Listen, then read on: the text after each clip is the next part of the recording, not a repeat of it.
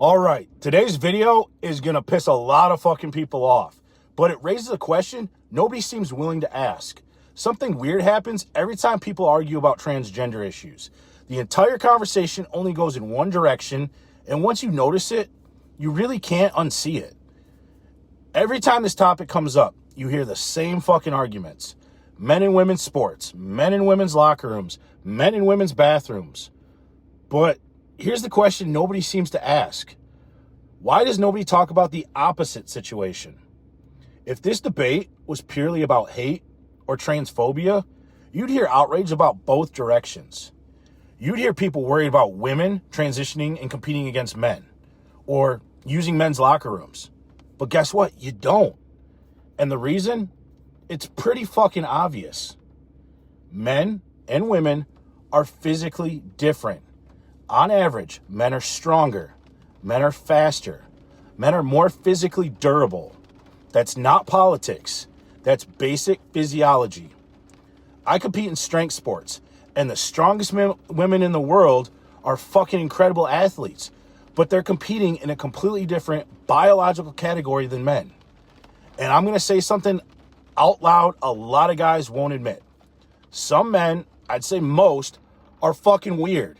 Not all men, but there's enough men out there that women have to deal with this shit constantly.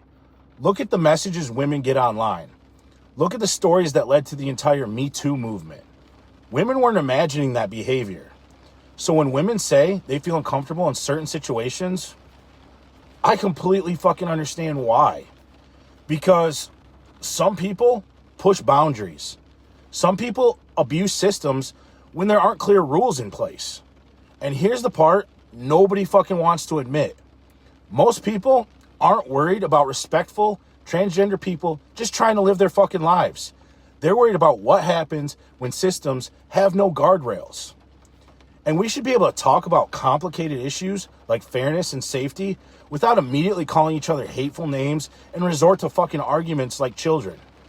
Because shutting down the conversation never solves a thing. It just makes people stop talking about it out loud.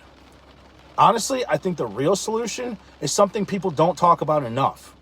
We've solved complicated fairness problems before. Years ago, we created rules and accommodations so people with disabilities could participate in society. Ramps, accessible buildings, special divisions in sports. We didn't pretend the difference didn't exist. We built systems around them. So why can't we do the same thing here?